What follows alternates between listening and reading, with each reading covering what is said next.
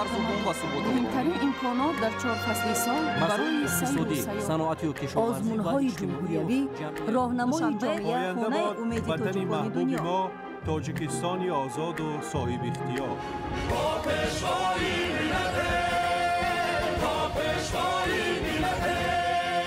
دوست باشید، اتفاق باشید، شکرانه همین دولت کنید، شکرانه همین سرزمین کنید، شکرانه کنید که چنین وطن عزیز و محبوب دارید.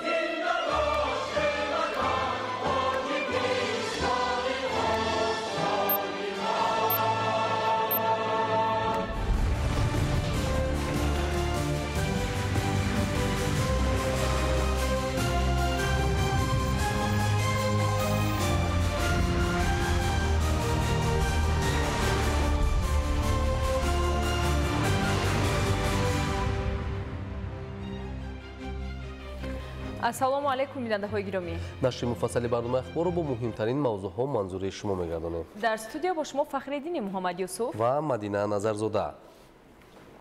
امروز پرزیدنت جمهوری تاجیکستان پیشوای ملت محترم امامعلی رحمان با مقصد افتتاح یک قطار انشاءات تعیناتی گوناگون و شناسایی با وضع زندگی مردم با سفر کاری به ناحیه فیض‌آباد تشریف آوردند.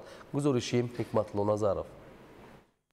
30 سپتامبر پرزیدنت جمهوری تاجیکستان پیشوای ملت محترم امامعلی رحمان با مقصد افتتاح یک قطار انشاءات تعیناتی گوناگون و شناسایی با وضع زندگی مردم با سفر کاری به ناحیه فیض‌آباد تشریف آوردند.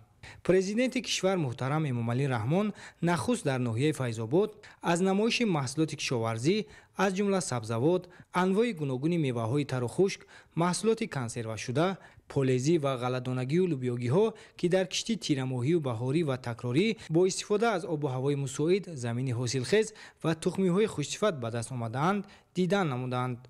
با سرور دولت محترم امامعلی رحمان اطلاع داده شد که سال روان کشاورزان ناحیه با استفاده از امکانات‌های موجوده طبیعی میدان کشتی زراعت‌های کشاورزی را به 10214 گکتار رساندند.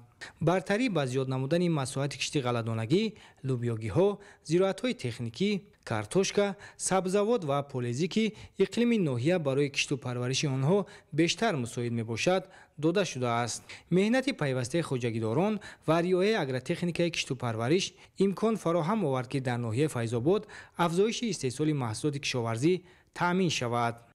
در دایره دستور سپارش‌های اساسگذاری صلح و وحدت ملی پیشوای ملت پرزیدنت جمهوری تاجیکستان محترم امامعلی رحمان و نقشه تصحیح نموده وزارت کشاورزی جمهوری تاجیکستان در ناحیه فیض‌آباد زیاده از 10000 گکتار زمین با کشتی بهاری برای سال 2025 وابسته کرده شده بود که از اجرای نقشه با سربلندی ناحیه فیض‌آباد برآمد و برای غنی گرداندن بازارهای جمهوری همچنین در تامین امنیت عضوخواری جمهوری تاجیکستان دهقانان ناحیه فیض‌آباد سهم ارزنده خود را می‌گذارند. طور اطلاع داده شد به حالت 1 سپتامبر سال 2025 در همه شکل‌های خواجگیداری ناحیه 7116 تن کارتوشکا، 7039 تن غله‌دانگی، 7646 تن میوه‌جات، 6097 تن سبزیجات، 155 تن انگور، 9 تن پولزی، 10755 تن شیر، 2156 تن گوشت، 53 تن عسل، 28 تن ماهی و 48 میلیون و 375 هزار دانه تخم استحصال شده است. ما در یک سال بیشتر از 110-120 میلیون استحصال تخم در دوش داریم و امروز هم تمام محصولات ما در تمام مناطق کشور در مغازه‌ها برای مردم تاجیکستان تقسیم کرده می شود.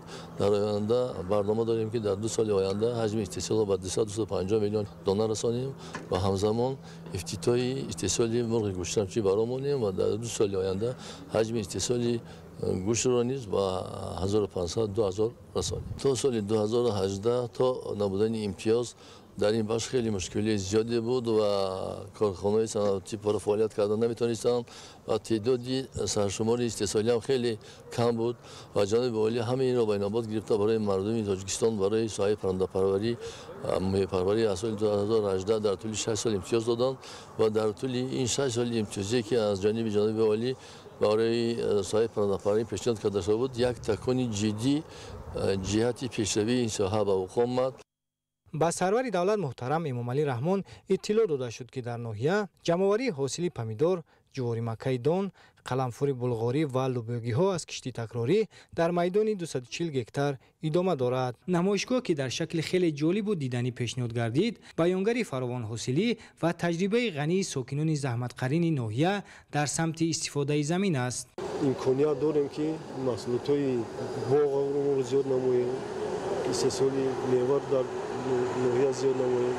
استحصال سبزیجات رو زیاد نماییم. محصول هنری زنان و کدبانوهای ناحیه از جمله انواع گوناگون نان، فطیر و کلچه هم در شکل گسترده بازگوی زحمت اهلانه است. پرزیدنت کشور محترم امامعلی رحمان با مسئولین جمهوریوی و محلی و کشاورزان ناحیه برای باز هم بلند برداشتن اقتدار استحصالی، جمع‌آوری بی‌تلف حاصل، ذخیره محصولات برای دوره تیرماه و زمستان، زیاد نمودن مساحت باغ و تاکزار و در مهلت معین گردیده با استفاده از تخمی‌های سیرحاصل منطقه گذراندن کشتی تیرماهی دستور و توصیه‌ها دادند. امروز پرزیدنت جمهوری تاجیکستان پیشوای ملت محترم امامعلی رحمان در مرکز ناحیه فیض‌آباد میدان پرچم دولتی را به استفاده دادند. 30 سپتامبر پرزیدنت جمهوری تاجیکستان پیشوای ملت محترم امامعلی رحمان در مرکز ناحیه فیض‌آباد میدان پرچم دولتی را به استفاده دادند.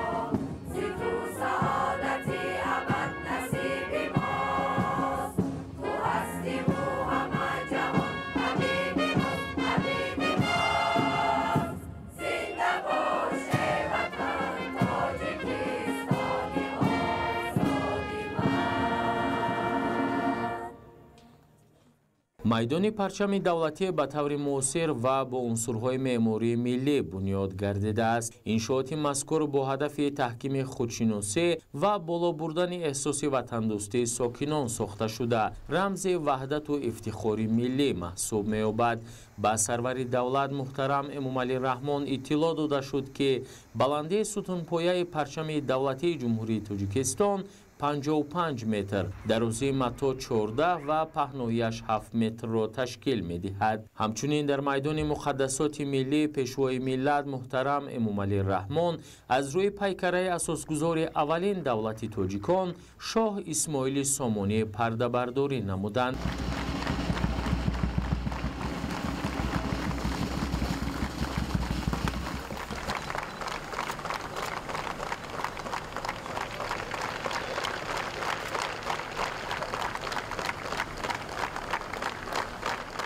بلندی مجسمه شاه اسماعیل سامانی 7 متر و زیرپایه آن 5 متر می باشد. انشاءات مذکور با مبلغ گذاری مقامات اجرایی حکومت دولتی ناحیه فیض‌آباد و سهم صاحبکاران وطنی در مساحت عمومی 46 صد یک زمین بنیاد گردیده است.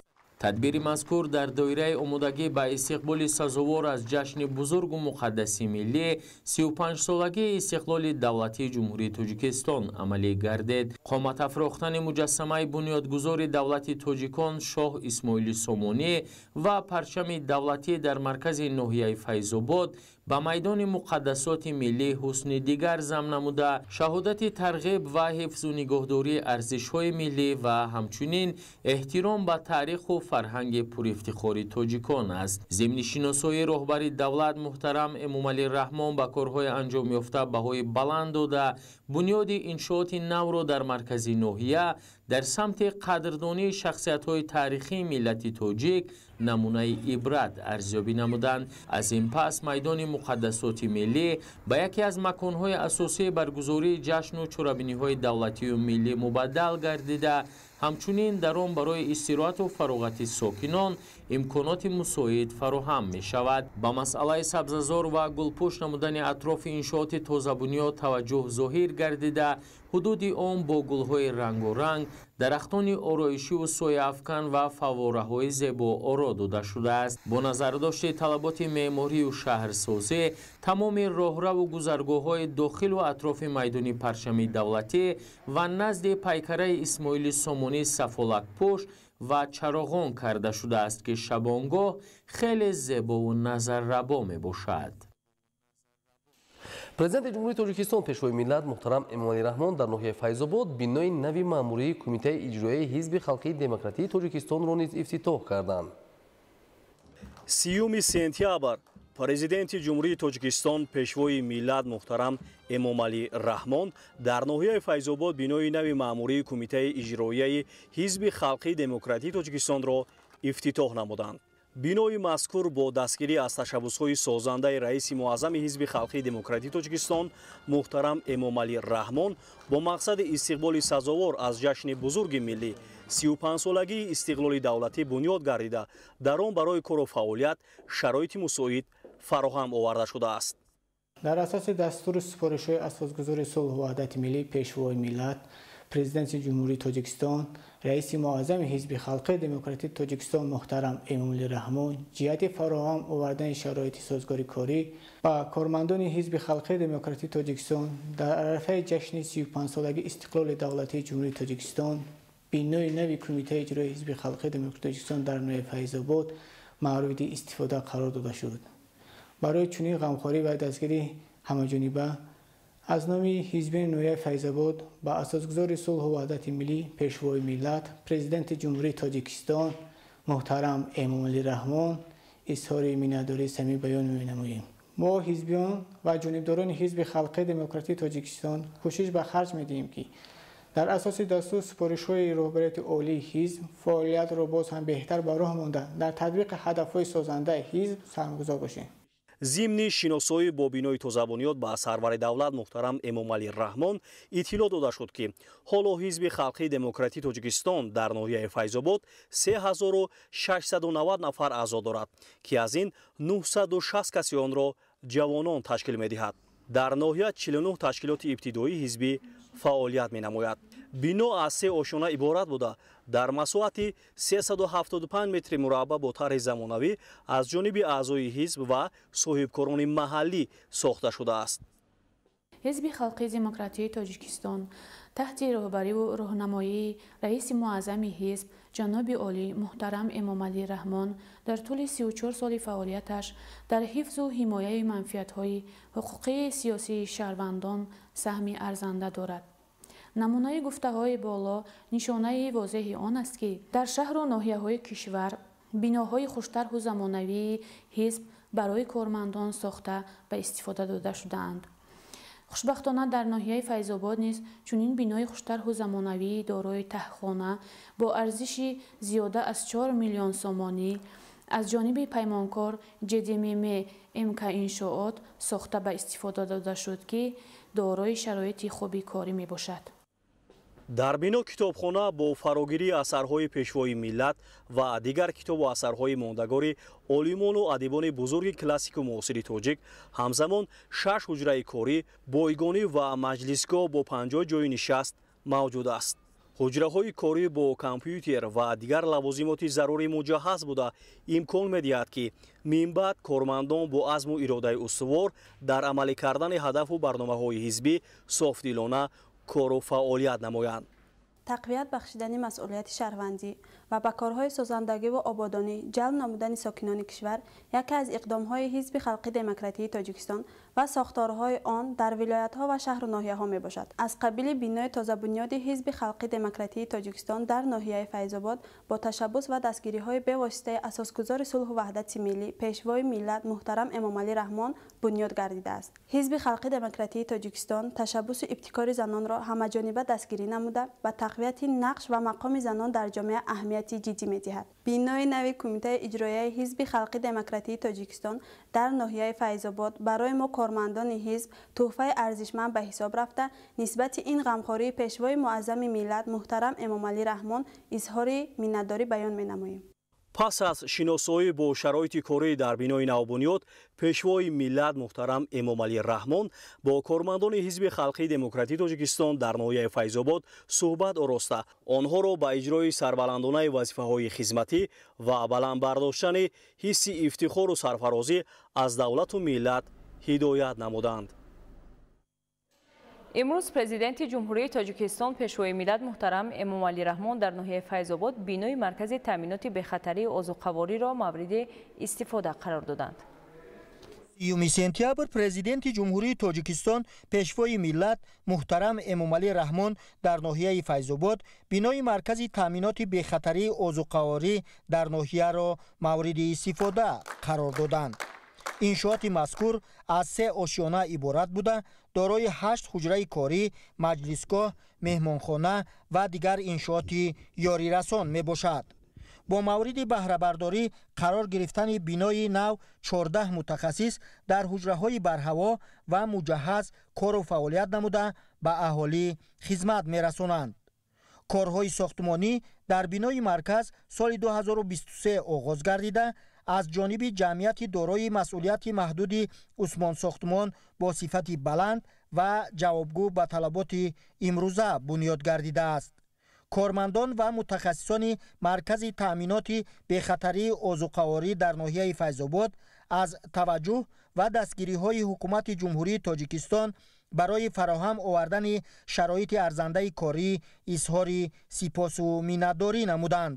хушбахтона имрӯз дар ноҳияи Файзобод бо иштироки пешвои муаззами миллат маркази таъминоти бехатарии озуқаворӣ ки бинои мо аз 3 ошона иборат мебошад барои пешбурди кор ва фаъолияти кормандон ки ин шароит муҳайё набуд, имрӯз шароити мусоид барои кормандон барои пешбурди ҳам самти бойторӣ ҳам самти фитосанитарӣ карантин тухмӣ шароити хуб фарҳам оварда шуд.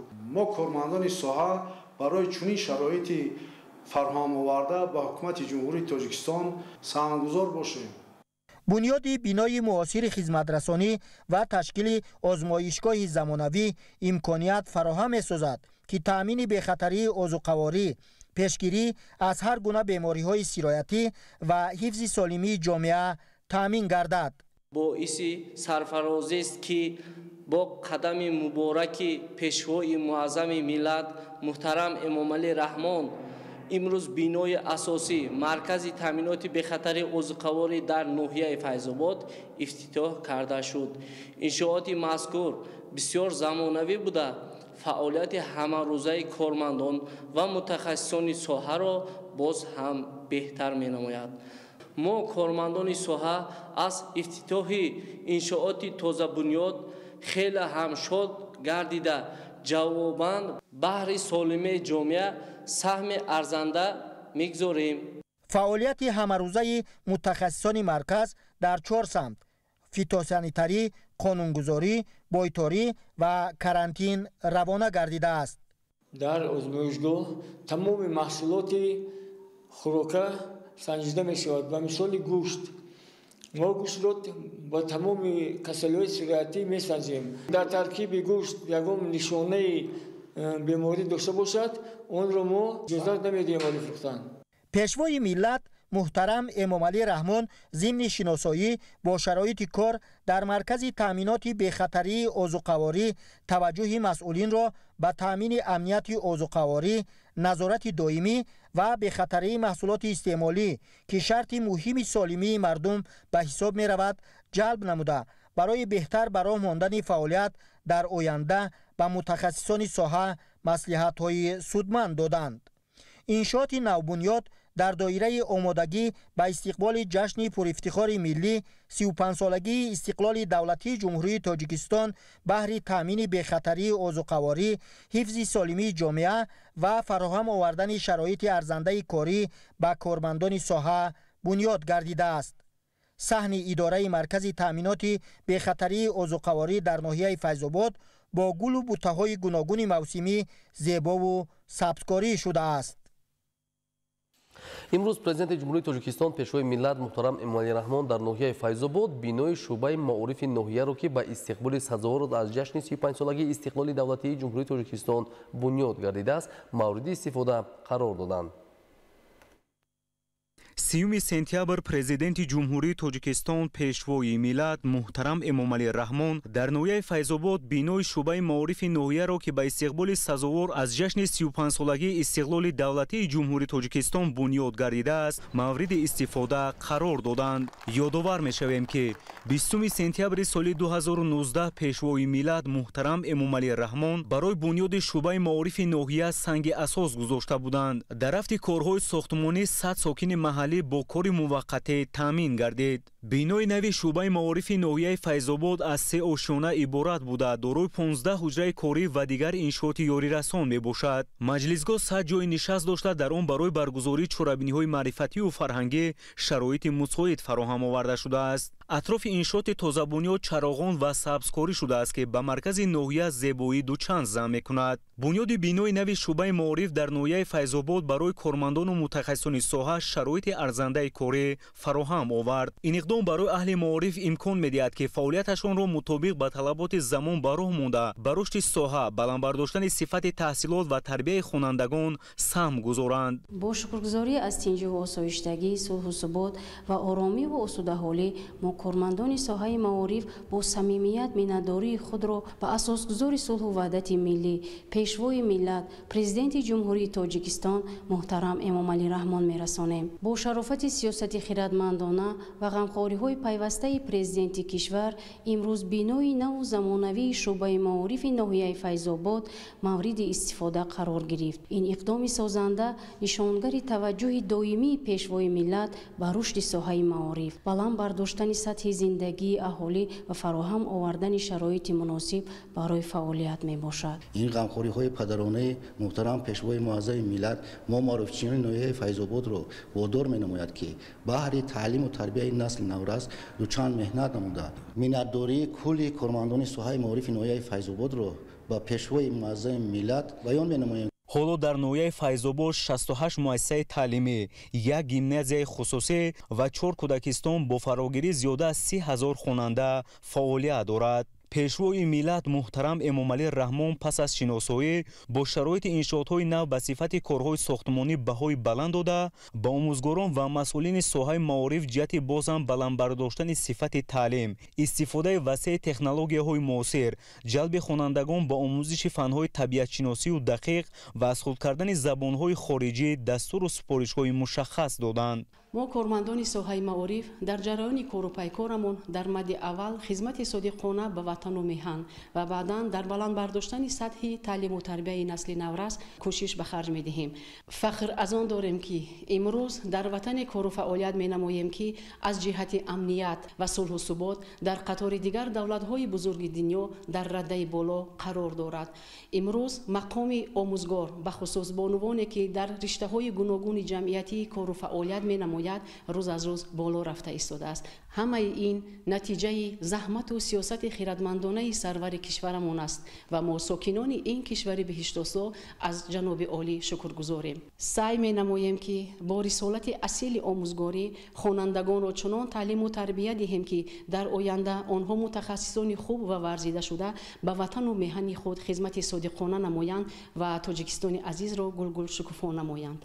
қариб 50% кормандони шӯъбаи маорифи ноҳияи Файзободро занон ташкил медиҳанд. соли равон 22 ҷавон тибқи квотаи президентӣ ба донишгоҳу донишкадаҳои кишвар дохил шуданд ки 12 нафарашон духтарон мебошанд. дар маҷмӯъ давоми солҳои охир 305 нафар духтарони ноҳия тибқи квотаи президентӣ ба муассисаҳои олии таълимӣ дохил шуданд. дар ҳамин ҷо президенти ҷумҳурии Тоҷикистон пешвои миллат муҳтарам Эмомалӣ Раҳмон дар деҳаи шаҳртакиёни ноҳияи Файзобод муассисаи таҳсилоти томактабӣ ва корхонаи воҳиди давлатии хоҷагии манзилию коммуналии ноҳияро ба таври фосилавӣ ифтитоҳ намуданд. ҳамчунин корхонаи воҳиди давлатии хоҷагии манзилию коммуналии ноҳия бо шароити муносиби корӣ ва таъмини техникаи лозима мавриди баҳрабардорӣ қарор дода шуд. иншоот аз 2 ошёна ва таххона иборат буда дорои 15 ҳуҷраи корӣ, маҷлисгоҳ, ошхона, ҳуҷраҳои маишӣ, таваққуфгоҳ, амбор, техникаҳои соҳавӣ ва дигар иншооти ёрирасон мебошад. сокинони ноҳияи Файзобод бо назардошти шароити фароҳамшуда ва таъмини ҷойҳои корӣ ба пешвои миллат муҳтарам Эмомалӣ Раҳмон арзи сипос намуданд. соли 1967 факултети забонҳои хориҷӣ шӯъбаи англисӣ донишгоҳи давлатии омӯзгорӣ ба номи Садри Айниро хатм намудам ва то имрӯз кору фаъолият дорам. 12 сол аст ки мушовири фанни забони англисӣ кабинети методии шӯъбаи маорифи ноҳияи Файзобод кору фаъолият дорам. хурсанд аз он ҳастем ки мо соҳиби бинои нави замонавӣ гаштем. шукрона аз он мекунем ки дар чунин давлати ободу зебо зиндагӣ ба сар мебарем ва ифтихор аз он дорем ки чунин сарвари ғамхору меҳрубон дорем. собиқадори соҳаи маориф Носир Саиди 80 сола ки умри пурбаракати худро ба омӯзгории забони англисӣ бахшида имрӯз низ дар шӯъбаи маорифи ноҳия фаъолият дорад, намунаи садоқат ба касб ва фидокорӣ мебошад. зимни суҳбати самимии пешвои миллат муҳтарам Эмомалӣ Раҳмон бо Носир Саид барои хизмати арзандааш дар таълиму тарбияи насли наврас изҳори сипос карданд.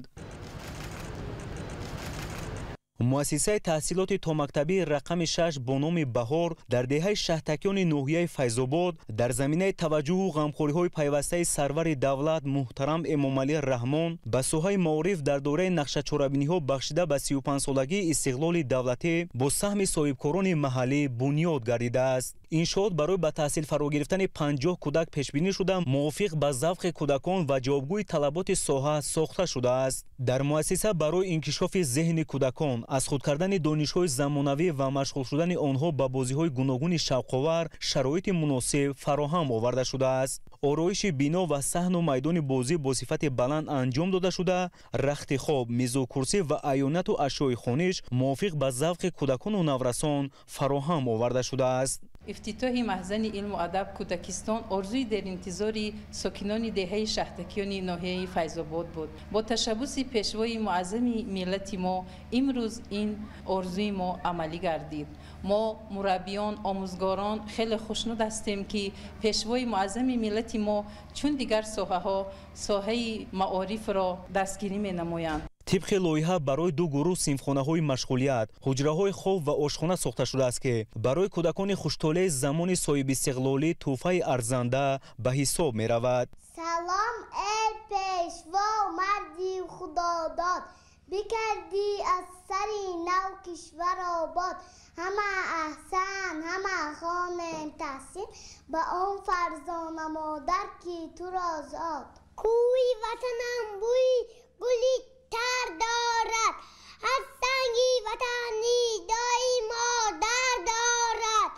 шукрона кунам ки тоҷикистони азиз монанди ҷаноби оли сарвар дорад.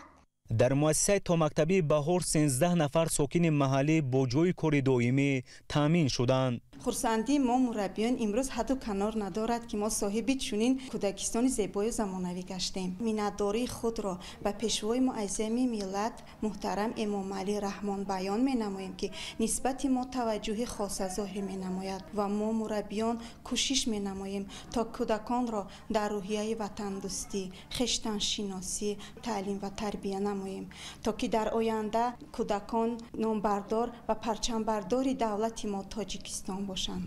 در رسمی افتتاح انشاءات ذکر شده به همه کودکان تحفه‌های پیشوای ملت محترم امامعلی رحمان تقدیم گردید که شادی و نشاط آنها را دوچند نمود. افتتاح انشاءات نوی ساحه معارف برای ساکنان ناحیه فیض‌آباد تحفه ارزنده گردید و آنها منتداری و صمیمیت خاص خویش را به سرور دولت محترم امامعلی رحمان بیان نمودند.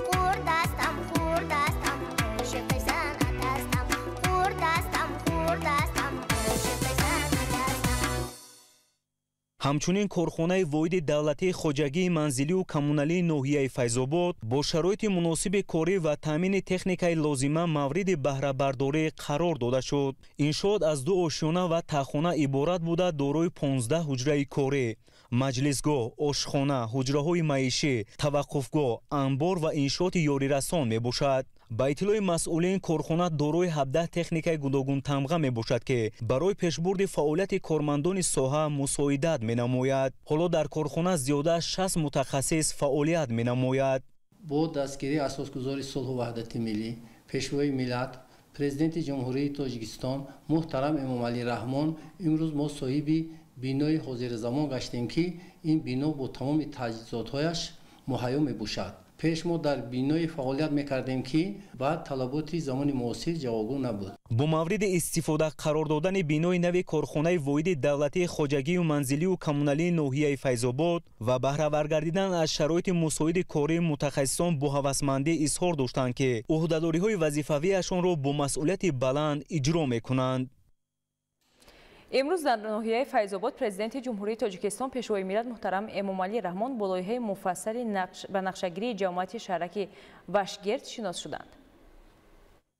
30 سپتامبر در ناحیه فیض‌آباد پرزیدنت جمهوری تاجیکستان پیشوای ملت محترم امامعلی رحمان با لایحه مفصل به نقشه‌گیری جمعیت شهرک وشگرد شناس شدند. در اساس نقشه گنرالی شهرک نو در مساحت 163 گکتار تحریزی شده برای اهالی زیاده از 90,000 کس پیش بینی گردیده است. лоиҳа фаругири бунёди биноҳои баландошунаи истиқоматӣ, 5 муассисаи таълимӣ ҳар кадом бо 1200 ҷойи нишаст, 3 кӯдакистон барои 600 кӯдак, ҳамчунин биноҳои маъмурии мақомоти давлатӣ аз ҷумла прокуратура, суд, шуъбаҳои кумитаи амнияти миллӣ, ҳолатҳои фавқулода ва дигар сохторҳо мебошад. тибқи хулосаи мутахассисон татбиқи лоиҳа дар 2 марҳила сурат мегирад. дар қисмати ҷануби иншооти маъмурӣ ва хонаҳо аз 8 то 10 ошиёна, дар қисмати дигари шаҳрак биноҳои аз 9 то 14 ошиёна бунёд хоҳанд шуд.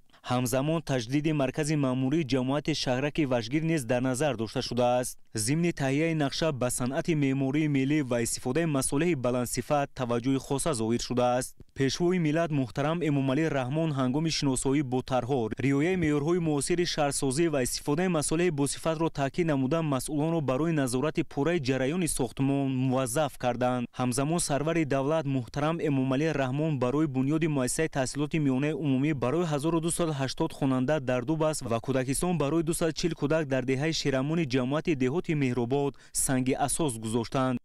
муассисаи таълимӣ ва кӯдакистон аз ҷониби Бобоҷон Каримзода ки худ собиқадори милитсияи тоҷик аст ва писари соҳибкораш Манучер Каримзода бо тарҳи замонавӣ бунёд мегардад. тавре иттилоъ додан сохтмони як муассисаи таҳсилоти томактабии дигар барои 400 кӯдак аз ҷониби онҳо дар шаҳри Душанбе низ ҳоло идома дорад. мо аз иқдомҳои бунёдкорона ва созандаи пешвои маъзами миллат ҷаноби олии муҳтарам Эмомалӣ Раҳмон илҳоми тоза гирифта тасмим гирифтем ки дар деҳаи Шерамони ноҳияи Файзобод барои дар Дубас таълим гирифтани 1200 хонанда муассисаи таълимӣ бунёд намоем ва инчунин дар маркази ноҳияи Файзобод як кӯдакистон барои 250 нафар кӯдак бунёд намоем. кӯшиш менамем ки дар ободии ватани худ аз он ҷумла диёри худ саҳми арзандаи худро гузорем. соли 2011 вақти ҷаноби олӣ барои бунёди гейси Сӯрохун иқдом пешниҳод кард, ман ки худ корманди вазорати корҳои дохилӣ будам, аз ин иқдом рӯҳи тоза гирифта монаамро барои бунёди нерӯгоҳи барқи обии Муроғун бахшидам. 33 сол аъзои динамои вазорати корҳои дохилӣ будам ҳамчун варзишгар. миннатдоргии самимии худро ба президенти кишвар муҳтарам Эмомалӣ Раҳмон баён менамоем ки ҳамеша ғамхори миллату давлати Тоҷикистон аст. пешвои миллат муҳтарам Эмомалӣ Раҳмон ба падари ҳимматбаланд ва фарзанди ташаббускораш барои иҷрои чунин амалҳои шоиста изҳори миннатдорӣ намуда барои анҷоми босифати корҳои сохтмонӣ дастуру тавсияҳо доданд. бо татбиқи ин лоиҳаҳои муҳим симои ноҳияи Файзобод боз ҳам зеботар гашта шароити зиндагӣ ва таҳсилу тарбияи кӯдакон беҳтар мегардад. дар ноҳияи Файзобод президенти ҷумҳурии Тоҷикистон пешвои миллат муҳтарам Эмомалӣ Раҳмон бинои нави маркази ташхису табобатро мавриди истифода қарор доданд. дар ин марказ 30 мутахассиси дорои таҷрибаи баланди касбӣ фаъолият мекунад ки аксари онҳо аз ҳисоби занону духтарони маҳаллӣ мебошанд. хуршеда Наҷмуддинзода гузориш медиҳад. 3 сентябр президенти ҷумҳурии Тоҷикистон пешвои миллат муҳтарам Эмомалӣ Раҳмон дар ноҳияи Файзобод бинои нави маркази ташхису табобатро мавриди истифода қарор доданд. бинои асосии маркази ташхису табобат дар назди беморхонаи марказии ноҳия дар масоҳати умумии 3375 метри мураббаъ бунёд гардида аз 3 ошёна ва 214 ҳуҷра барои бистарии беморон бо 226 кат иборат аст. дар ин марказ ҳамчунин шуъбаҳои қабул ва ташхис, ёрии фаврии тиббӣ, ҷарроҳӣ, шуъбаи таваллуд бо 5 кат барои модар ва кӯдак, шуъбаи табобати интенсивӣ барои кӯдакон бо 6 кат, барои калонсолон бо 8 кат ва дигар ҳуҷраҳои ёрирасон мавҷуд мебошад. боиси хурсандист ки дар беморхонаи марказии ноҳияи Файзобод маркази ташхисӣ ва табобатӣ бо иштироки бевоситаи ҷаноби олии муҳтарам президенти кишвар Эмомалӣ Раҳмон кушода ба истифода дода шуд. бояд зикр кард ки лоиҳаи хизматрасонии маҷмӯӣ барои модар ва кӯдак барои беҳтар кардан барои табобат ва ёрии аввалия барои модару кӯдак сохта шудааст. беморхонаи марказии ноҳияи Файзобод дар соли 1975 ба истифода дода шуда буд ва солҳои дароз ба таъмири куллӣ ниёз дошт. боиси хурсандист ки маҳз дар даврони соҳибистиқлолӣ бо ташаббуси пешвои миллат муҳтарам Эмомалӣ Раҳмон беморхонаи марказии мо аз таъмири куллӣ ва сохтмони асосии бино ки маркази ташхисӣ ва табобатӣ мебошад сохта шудааст. мо кормандони соҳаи тандурустии ноҳияи Файзобод ба муҳтарам ҷаноби олӣ сипос гузорем. ضمن شناسایی با شرایط مهیا گردیده پرزیدنت کشور محترم امامعلی رحمان به صفت کارهای انجام یافته بهای بلند داده افتتاح چنین انشاءات معاصر جوابگو به استانداردهای بین المللی را به استقبال سزاوار جشن بزرگ پرشکوه ملی 35 سالگی استقلال دولتی اقدام شایسته و نمونه عبرت ارزیابی نمودند. میناداری خود را به پیشوای ملت اساسگذار صلح و وحدت ملی محترم امامعلی رحمان میرسانم که با ما چنین بیمارخانه زمانوی و تجهیزات‌های معاصر با تکنولوژی اینواسیونی تامین نمودند.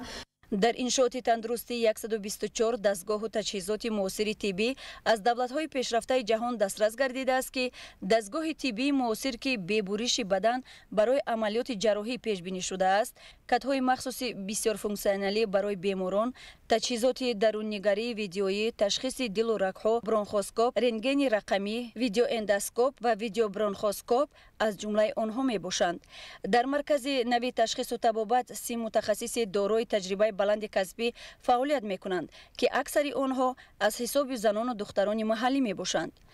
رحمتنامه مردم زحمتکش ناحیه فیض‌آباد را به اساسگذار صلح و وحدت ملی پیشوای معظم و محبوب ملت پرزیدنت جمهوری تاجیکستان محترم امامعلی رحمان میرسانم. برای از نوسازی بیمارخانه مرکزی ناحیه فیض‌آباد و مرکز تشخیصی و طبابتی حاضر زمان و با تمام تجهیزات‌های حاضر زمان طبی تامین کردنشان. در آشیانه دیگر مرکز تشخیص شبه‌ها با کادهای معالجوی و خدمت‌رسانی‌های ضروری برای فعالیت ثمره بخش طبیبان و استفاده بیماران مهیا کرده شده است. همچنین در انشاءات تندرستی گوشه گیاهای شفابخش موجود است که در آن با استفاده از گل گیاهای شفابخش طبیعت تاجیکستان با برند ملی استحصال وطنی در شکل خشک و نوشابه‌ها مواد شفابخش آماده کرده می شود. مرکز تشخیص و طبابت دارای مجلسگاه با 120 کرسی بوده در حدود انشاء توقفگاه نیز ساخته شده است. بینای نوی مرکز تشخیصی و طبابتی با طرح زیبای معاصر بنیاد گردیده، صحن و اطراف آن با نهال‌های همیشه سبز و خرم گردانیده شده، چراغ‌های آرایشی به اطراف بنا زیبایی تازه ضم نموده است. طبیبان و ساکنان به سرور دولت محترم امامعلی رحمان برای غمخوری‌های پیوسته اظهار سپاس نمودند. با فراخ گردیدن شرایط معاصر و سطح بلند خدمت‌رسانی طبی من بعد ساکنان محلی می توانند به خرج زیادتی تشخیص و طبابت را در داخل ناحیه انجام دهند. رهبر دولت محترم امامعلی رحمان اثنای شناسایی با مسئولین و طبیبان و کارمندان مرکز تندرستی ناحیه برای در سطح بلند به راه ماندن خدمت‌رسانی‌های طبی به ساکنان دستور و توصیه‌های مشخص دادند.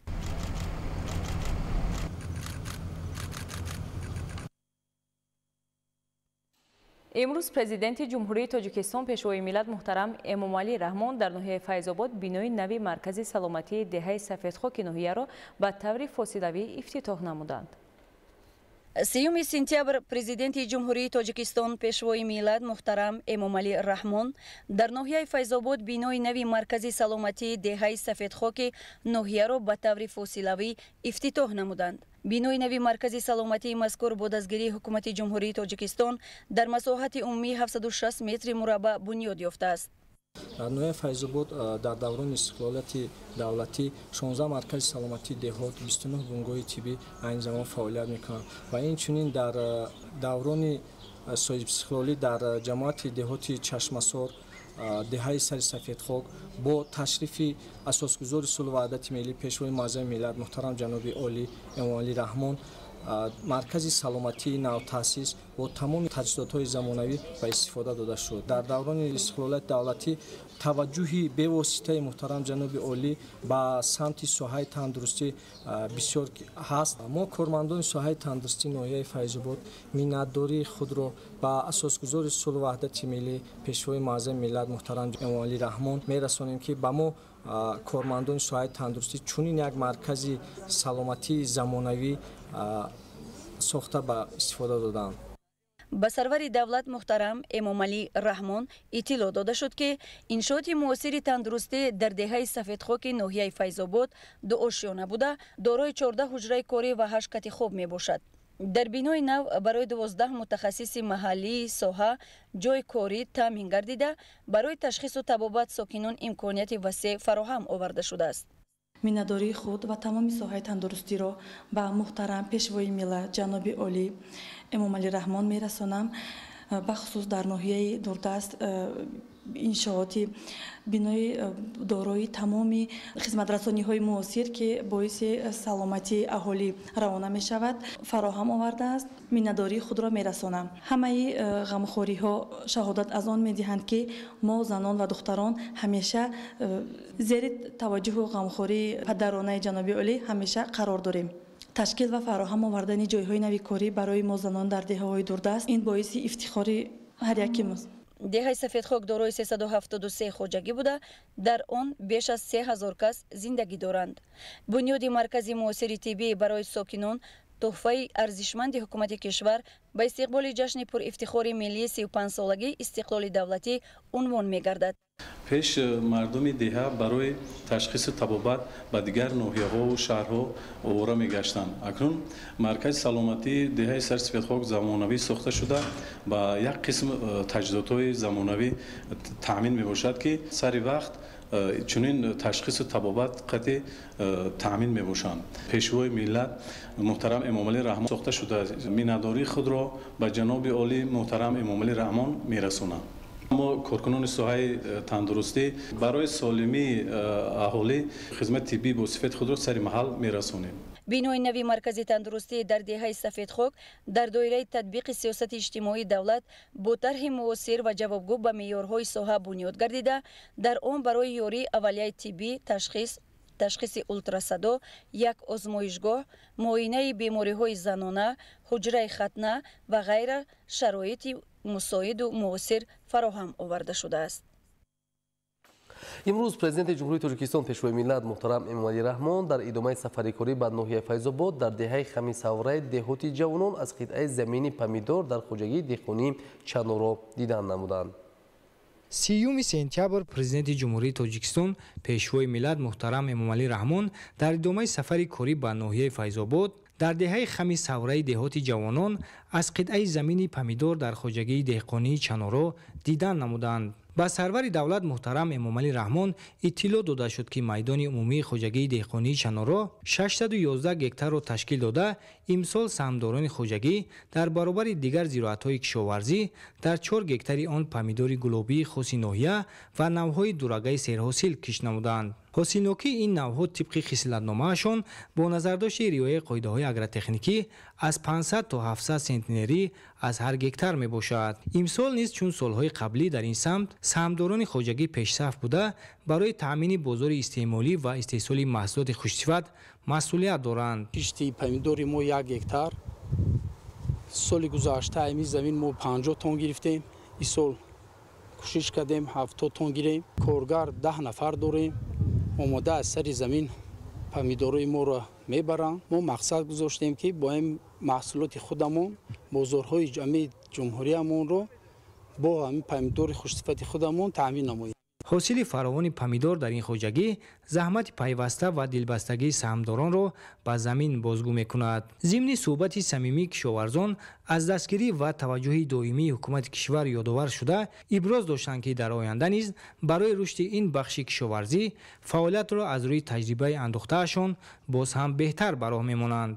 президенти кишвар муҳтарам эмомалӣ раҳмон ба масъулин ва саҳмдорони хоҷагӣ барои боз ҳам баландбардоштани иқтидори истеҳсолӣ, васеъ намудани масоҳати кишт, ҷорӣ намудани технологияи пешрафта, истифодаи тухмиҳои навъҳои серҳосил ва баландбардоштани нишондиҳандаҳои истеҳсолӣ дастуру тавсияҳо доданд. иқлими ноҳия барои ба даст овардани ҳосили зиёду босифати навъҳои гуногуни зироати кишоварзӣ мувофиқ буда имсол дар ҳамаи шаклҳои хоҷагидорӣ дар 355.6 гектар навъҳои серҳосили помидор кишт гардид. ҳосили ҷамъоваришуда аз ин навъи сабзавоти серталабот ба ҳолати 28 сентябри соли равон 5714 тоннаро ташкил додааст.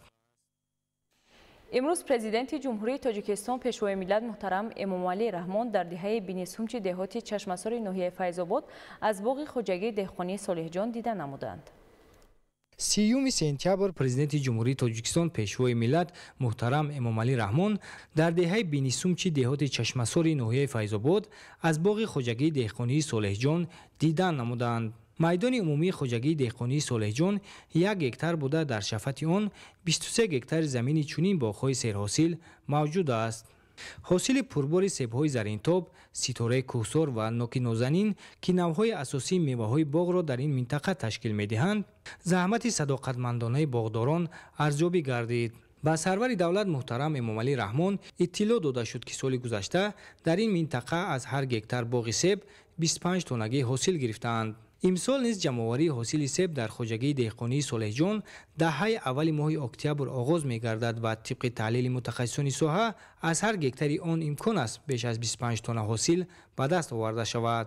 1 гектар боғ дорем ва аз он ният дорем ки бозорҳои дохилӣ гиру атрофро таъмин намуда дар боғ себҳои сурхи крепсон ва зарди голден парвариш мекунем. аввали октябр ҷамъоварӣ мекунем, ҳосилро омода аз сари замин мегиранд ва нархи дилхоҳ. ҳосили аз ин боғҳо дар баробари таъмини бозор дар сардхонаҳо захира карда мешавад. пешвои миллат муҳтарам эмомалӣ раҳмон бо боғдорон суҳбати самимӣ анҷом дода барои саривақт ва беталаф ҷамъоварӣ намудани ҳосил, васеъсозии масоати боғ, бештар намудани ҳаҷми истеҳсолот ва аз ин ҳисоб тақвият бахшидани иқтидори содиротии кишвар маслиҳатҳои муфид доданд. мавриди зикр аст ки иқлими ноҳияи файзобод барои парвариши себу нок мусоид буда майдони умумии боғҳо дар ин ноҳия ба 6420 гектар баробар гардидааст. соли равон кишоварзони ноҳия дар майдони 34 гектар боғи нав бунёд намуданд. ба ҳолати 1 сентябр аз ҳамаи шаклҳои хоҷагидорӣ 7646 тонна мева ҷамъоварӣ шудааст. дар ноҳияи файзобод махсусан навъҳои гуногуни себ, нок ва биҳӣ хуб парвариш карда мешаванд ки ҳам ҳосили фаровон ва ҳам ҳосили хушсифат ба даст оварда мешавад ки ҳам дар бозорҳои дохилӣ ва ҳам ба бозорҳои хориҷи кишваре ки ба содирот нигаронда шуда низ истеҳсол карда мешавад. кишоварзон дар заминаи дастуру ҳидоятҳои сарвари давлат боғҳои меваҳои содиротиро афзун намуда аз ин ҳисоб ҳосили фаровон ба даст меоранд. ҳосил аз ин боғҳо дар баробари таъмини фаровонии бозори дохилӣ ба содирот низ равона мегардад. бо зиёдшавии майдони боғҳо дар баробари афзудани ҳаҷми истеҳсоли мева, шумораи ҷойҳои корӣ низ зиёд шуда аҳолӣ бо шуғли мавсимӣ ва доимӣ фаро гирифта мешаванд. имрӯз президенти ҷумҳурии тоҷикистон пешвои миллат муҳтарам эмомалӣ раҳмон кадрҳоеро ки ба вазифаҳои муовин ва судяҳои суди конститутсионӣ, суди олӣ ва суди олии иқтисодии ҷумҳурии тоҷикистон пешниҳод гардиданд барои суҳбат ба ҳузур пазируфтанд. мутобиқи банди 8 моддаи 69 конститутсияи ҷумҳурии тоҷикистон пешниҳодҳои президенти ҷумҳурии тоҷикистон барои бозхонда намудан аз вазифаи муовини раиси суди конститутсионӣ Каримзода Карим Мазиё ва аз вазифаи судяи суди олии ҷумҳурии тоҷикистон Хушмаҳмадзода Алифмо ҷуразода Насиба Ёрмат пулоди мавҷуда Комил бо сабаби расидан ба синни ниҳоӣ дар вазифаи судя будан ва ҳобзода Шаҳло Ҳотам, Оймамадзода Маҳмадҷон аз вазифаи судяҳои суди олӣ, Раҷабзода Парвина Шариф аз вазифаи судяи суди олии иқтисодии ҷумҳурии Тоҷикистон бо сабаби ба охир расидани муҳлати ваколати дар вазифаи судя будан, Абдураҳимзода Дилором Рустам аз вазифаи судяи суди конститутсионӣ, Раҳмонзода Сайдалӣ Сабзалӣ аз вазифаи муовини раиси суди олии ҷумҳурии Тоҷикистон, раиси коллегияи ҳарбӣ, Раҳимзода Хисрав Абдураҳмон, Наимзода Бахтиёр Раҳмоналӣ аз вазифаи судяҳои суди олии иқтисодӣ бо сабаби ба кори дигар гузаштан, ҳамзамон пешниҳодҳои президенти ҷумҳурии Тоҷикистон дар бораи интихоб намудани Абдураҳимзода Дилором Рустам муовини раиси суди конститутсионӣ ва Соҳибзода Муҳаммадҷон Маҳмадалӣ судяи суди конститутсионӣ, Раҷабзода Ҳотам Назар муовини раиси суди олии ҷумҳурии Тоҷикистон, раиси коллегияи ҳарбӣ, Мирзозода Мавлудахон Зайнӣ, Барозода Ҳусейн Наҷод, Азизи Ҷалолиддин Азизхуҷа, Мирзозода Манучер Ҳасан, Раҳимзода Хисрав Абдураҳмон ба вазифаи судяи суди олии ҷумҳурии Тоҷикистон, Раҳмонзода Сайдалӣ Сабзалӣ ба вазифаи муовини якуми раиси суди олии иқтисодии ҷумҳурии Тоҷикистон, Раҷабзода Парвина Шариф судяи суди олии иқтисодии ҷумҳурии Тоҷикистон ба Маҷлиси миллии Маҷлиси олии ҷумҳурии Тоҷикистон ирсол гардиданд. дар бораи иҷлосияи сеюми Маҷлиси миллии Маҷлиси олии ҷумҳурии Тоҷикистон даъвати ҳафтум. иҷлосияи сеюми Маҷлиси миллии Маҷлиси олии ҷумҳурии Тоҷикистон даъвати ҳафтум 1 октябри соли 2025 соати 10 дар толори иҷлосияҳои Маҷлиси миллии Маҷлиси олии ҷумҳурии Тоҷикистон баргузор мегардад. اعضای مجلس ملی مجلس عالی جمهوری تاجیکستان 1 اکتبر سال جاری از ساعت 8 تا 9 در شعبه تشکیلی دستگاه مجلس ملی مجلس عالی جمهوری تاجیکستان به قید گرفته می شوند. تلفن ها 221 98 35 223 19 48. ноҳияи файзобод бо рушди инфраструктураи соҳаҳои иҷтимоӣ ва иқтисодӣ ба марҳилаи нави пешрафт ворид шудааст. ин пешравиҳо шаҳодати дастгириҳои давлатӣ, ташаббус ва заҳмати самимии сокинон арзёбӣ мешавад. дар ин баробар сокинон бо истифода аз шароити мусоид ба рушди соҳаи кишоварзӣ низ таваҷҷӯҳи бештар зоҳир карда ба ин васила дар таъмини талаботи бозор ва боз ҳам беҳтар гардидани рӯзгори хеш талош мекунанд. аз дастоварди сокинони ноҳияи файзобод дар соҳаҳои гуногун ҳамкорони мо гузориш медиҳанд. файзобод яке аз ноҳияҳои тобеи ҷумҳурӣ дар тоҷикистон ба ҳисоб рафта 14 июни соли 1931 таъсис ёфтааст. аҳолии ноҳия 124897 нафарро ташкил намуда, масоҳаташ бошад 874,1 километрро ташкил медиҳад. маркази маъмурии ноҳия шаҳраки файзобод буда 50 километр дуртар аз пойтахти мамлакат шаҳри душанбе ҷойгир мебошад. дар ҳудуди ноҳияи файзобод 8 ҷамоати деҳот ва 2 ҷамоати шаҳрак мавҷуд мебошад. шуғли асосии мардумаш кишоварзӣ, чорводорӣ, ҳунармандӣ аст. сокинони ноҳияи файзобод дар партави сиёсати бунёдкоронаи асосгузори сулҳу ваҳдати миллӣ пешвои миллат президенти ҷумҳурии тоҷикистон муҳтарам эмомалӣ раҳмон фаъолият ва дар фазои сулҳу субот зиндагии осудаҳолона дошта бо меҳнати софдилона дар раванди бунёдкорию созандагӣ, хусусан татбиқи ҳадафҳои стратегии ҳукумати мамлакат, саноаткунонӣ босуръат ва таъмини амнияти озуқаворӣ саҳми муносиб мегузоранд. дар ноҳия бо мақсади истиқболи арзандаи ҷашни 35-солагии истиқлоли давлатии ҷумҳурии тоҷикистон бунёду аз навсозии 251 иншоот пешбинӣ гарда то ба имрӯз 196 банди нақшаи корҳои ободонӣ иҷро шудааст. вусъати тадбирҳои ободонӣ дар маҷмӯъ имконият фароҳам меорад ки мушкилоти сокинон марҳила ба марҳила бартараф ва сатҳи зиндагии мардум беҳтару хубтар мегардад. бахшида ба ҷашни 35-солагии истиқлолияти давлатӣ дар ҷамоату шаҳраки ноҳияи файзобод корҳои созандагию бунёдкорӣ вусъат ёфта бо бунёди иншооти наву замонавӣ симои ноҳия куллан тағйир ёфта инфрасохтори он такмил ёфт. аз 251 иншоотҳои ба нақша гирифта шуда 42 адад дар соҳаи маъориф, 19 адад дар соҳаи тандурустӣ, 18 адад дар соҳаи саноат, 4 адад дар соҳаи варзиш, 7 адад дар соҳаи саҳҳоӣ, 6 адад дар соҳаи кишоварзӣ, 40 адад марказҳои хизматрасонӣ ва мунфаш намудани роҳҳои ҳудуди деҳаҳо ба нақша гирифта шудааст. дар ноҳияи файзобод ба истиқболи ҷашнҳои миллӣ ба таъмиру навсозии роҳҳои автомобилгарди маҳаллӣ таваҷҷӯҳи махсус зоҳир мегардад. имрӯз дар доираи нақша чорабиниҳо роҳҳои маҳаллӣ таъмир карда шуда марҳила ба марҳила асфалтпӯш карда мешаванд ки ин иқдом барои осон намудани рафту омади воситаҳои нақлиёт замина мегузорад. бо дастгирии ҳукумати мамлакат иншооти зиёди иҷтимоӣ аз ҷумла дар соҳаи маориф, тандурустӣ, марказҳои хизматрасонӣ, хатҳои оби нӯшокӣ, таъмиру навсозии пулҳо ва мунфашгардонии роҳҳои автомобилгарди байни деҳа, бунгоҳи тиббӣ, биноҳои баландошонаи истиқоматӣ ва дигар инфрасохтори зарурӣ бунёд карда мешавад. ин тадбир имкон медиҳад ки инфрасохтори шаҳрак ва деҳоти ноҳия такмил дода шуда барои сокинон хизматрасонӣ босифат муҳайё карда шавад. ما minnatdorии خودро ба пешвои миллат муҳтарам эмомалӣ раҳмон мерасонем ки мо соҳибкоронро дастгирӣ менамояд ва дигар корхонаҳои саноатиро бунёд созем ва баҳри мардум ҷойҳои нави корӣ пешкаш намоем.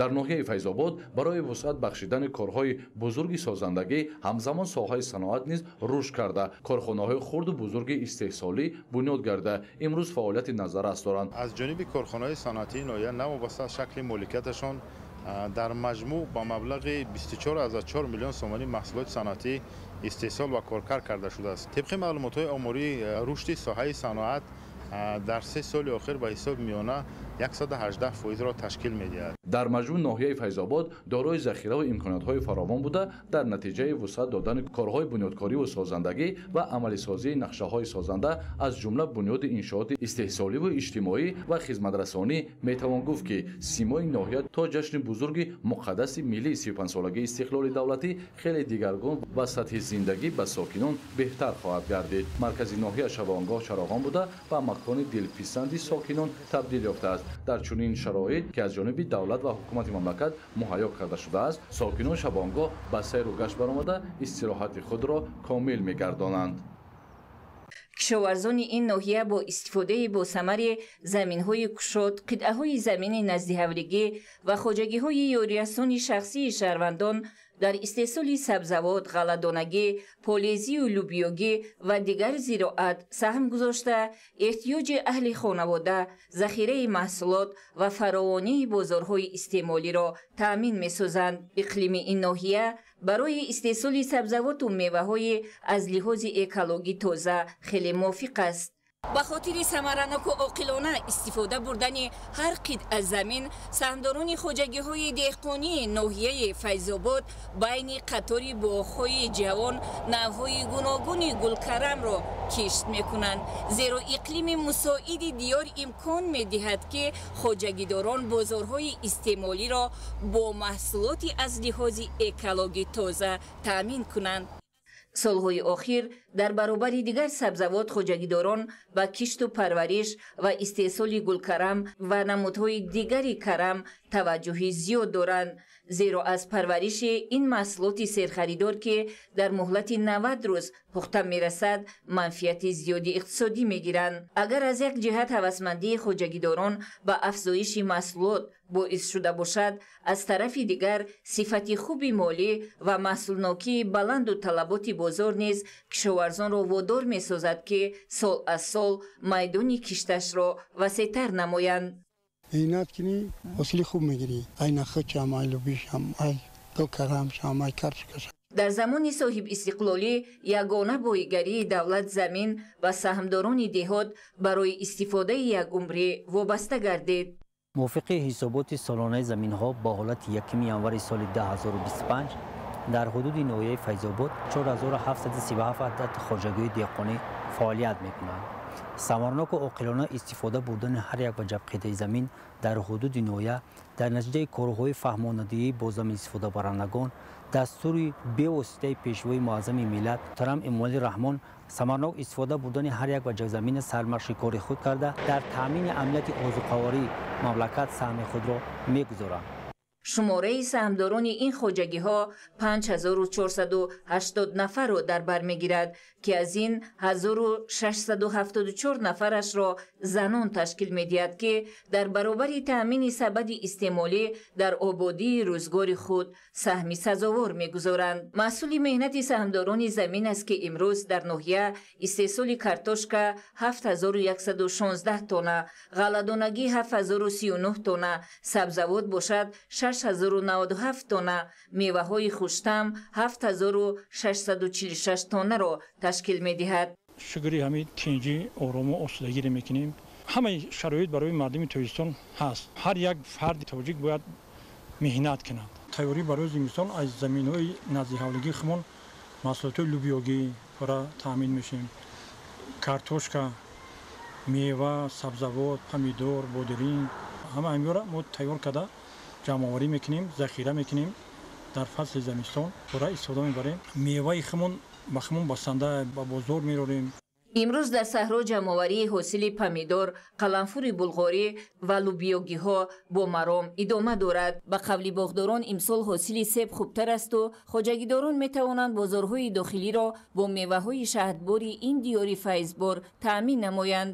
кишоварзон шукргузорӣ мекунанд ки соҳибистиқлолию соҳибдавлатӣ барои онҳо замина фароҳам овард ки дар истеҳсол ва фурӯши маҳсулот озодии комил дошта бошанд. даврони соҳибистиқлолӣ ба кишоварзи тоҷик имкон дод ки майдони боғҳои муосирро васеътар ва аз ҳисоби баландбардоштани маҳсулнокӣ сабади истеъмолиро таъмин ва содироти меваҳои шаҳрбори ватаниро афзунтар гардонанд. хоҷагидорон ба хотири гирифтани манфиати бештари иқтисодӣ солҳои охир ба бунёди боғҳои суперинтенсивию интенсивӣ шурӯъ карда бовар доранд ки бо маслиҳати олимону мутахассисони соҳа ва риояи тамоми агротехникаи парвариш метавонанд дар фаровонии меваҳои аз лиҳози экологӣ хеле тозаи ватанӣ ки аз ҳисоби чашмаҳои кӯҳӣ об мехӯранд муваффақ гарданд. майдони боғҳои ҳосилдиҳанда дар ноҳияи Файзобод зиёда аз 6000 гектар ва майдони тогзор бошад 4000 гектарро ташкил медиҳад ки боғдорон барои баланд бардоштани ҳосилнокии боғҳо از تمام агротехникаи парвариш самаранок истифода мебаранд. баҳри баланд бардоштани нишондодҳои истеҳсолӣ ва гирифтани фоидаи соф барои боғдорон тамоми шароит муҳайё гардидаасту бо шукргузорӣ аз ватани орому соҳибихтиёр хоҷагидорони соҳибтаҷриба аз самари меҳнат рӯзгори ободу пурбаракат ва осоишта доранд. дар ҳудуди ҷамоати деҳоти чашмасор 1350 гектар боғ мебошад. имсол деҳқонои мо хеле хуб меҳнат карданд. байни қатораҳои боғ самаранок истифода бурданд, заминро гулкарам ва картошка кориданд. аз ҳосили картошка 30-35 сентинер ҳосил ба даст оварданд, аз гулкарам 45 то 50 сентинера ҳосил ба даст оварданд. байни қатори боғҳои ҷавон кишт кардани сабзавоту полезӣ ва дигар навъи маҳсулот имкон медиҳад ки кишоварзон дар баробари меваҳои хушсифат ҳамчунин аз ҳисоби истеҳсоли дигар сабзавот низ фоида ба даст оранд.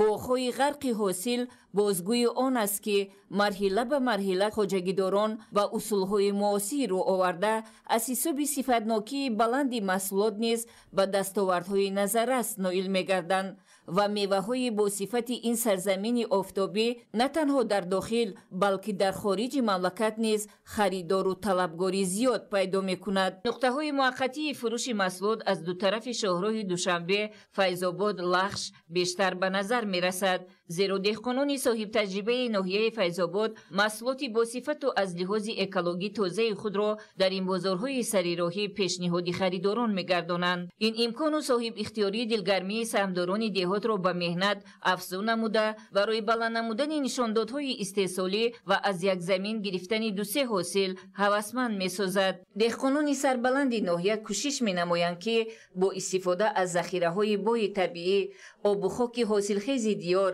ҳосили фаровону босифат ба даст оварда барои расидан ба яке аз ҳадафҳои асосии ҳукумати ҷумҳурӣ таъмини амнияти ғизоӣ қадамҳои устувор гузоранд. бинандаҳои гиромӣ, буд нашри муфассали барномаи тиловати ахбор. тансияту хонобод мемонед.